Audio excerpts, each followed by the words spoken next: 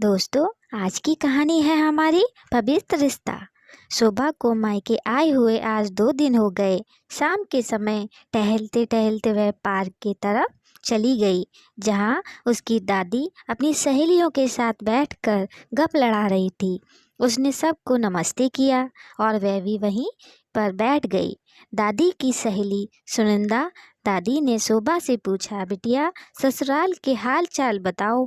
तो वह उन्हें अपने परिवार वालों के बारे में बताने लगी। तभी सामने से पारो दीदी गुजरती हुई दिखाई दी, तो उसने चिल्लाकर पारो दीदी से नमस्ते कहा। जब पारो ने उसे देखा तो मुस्कुरा कर उसे भी नमस्ते कहा।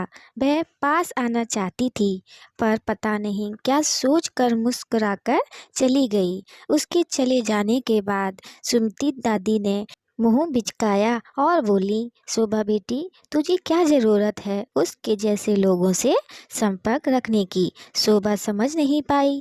उसने सुमती दादी से कहा, दादी आप ऐसा क्यों कह रही हो?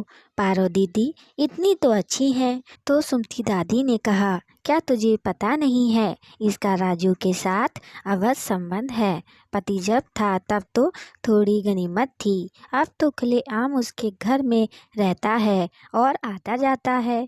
एक नंबर की चरित्रहीन है। पारो अपने बच्चों से भी शर्म नहीं करती। शोभा ने बात को बीच में काटते हुए कहा, दादी आप उन्हें चरित्रहीन कैसे कह सकती हैं? क्या जिंदगी में एक बार गलत आदमी मांग भर दे तो उसके बाद लड़की की जिंदगी खत्म हो जाती है?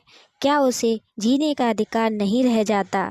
और रही बात पारो दीदी की पति मंगल की, तो उस शराबी की पत्नी होने से अच्छा है विधवा या अविवाहित रहना। अरे कौन सा सुख उसने पारो दीदी को दिया था?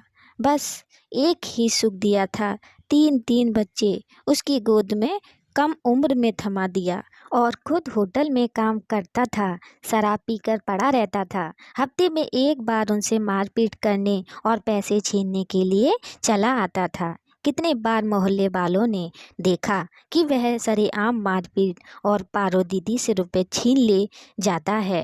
वह यह भी नहीं सोचता था कि खुद तो वह पैसे उन्हें नहीं देता है, फिर वह बच्चों को क्या खिलाएगी।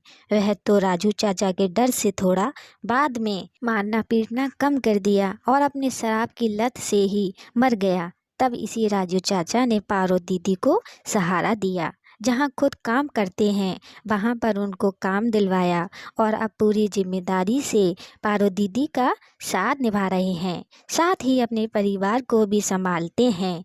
जिस राजू चाचा के साथ संबंध के चलते आप चरित्रहीन कह रही हैं, इसी राजू चाचा की देन है कि पारो दीदी की दोनों बेटियां ब्याह करके अच्छे घरों में सुखी ससुराल जा चुकी हैं और बेटा भी काम करके अब अपनी माँ का सहारा बन रहा है। अगर उस समय राजू चाचा ना होते तो शायद पारो दीदी अपने बच्चों के साथ भूखमरी से खुदकुशी कर लेती या किसी गलत धंधे में पहुंच जाती, क्योंकि एक जवान खूबसूरत औरत सबको मौके की तरह लगती है, जिम्मेदारी की तरह नहीं। पूरे समाज में यदि किसी ने यह जिम्मेदारी उठाई तो राजू चाचा थे और अब भी वह जिम्मेदारी पूरी ईमानदारी से निभाते हैं। पारो दीदी की भी तथा अपने परिवार को भी। आज जब मैं खुद बाल बच्चेदार हूँ तब मुझे यह बात समझ में आती है कितना मुश्किल होता है सारी जिम्मेदारियों को इस महंगाई के ज़माने में निभाना, जबकि हम दोनों मियाँ बीबी दोनों ही कमाते हैं, फिर भी कुछ ना कुछ कमी रह जाती है। तो सोचिए वह अकेली 3 बच्चों के साथ किस प्रकार गुजर बसर करती। अगर उन्होंने किसी का हाथ ईमानदारी से थाम लिया तो मेरे लिए उस शराबी और जलील के रिश्ते से ज़्यादा पवित्र रिश्ता राजू चाचा और पारो दीदी का लगता है। आपके लिए बेशक वह गलत होगा, पर मेरे लिए रत्ती भर भी नहीं है।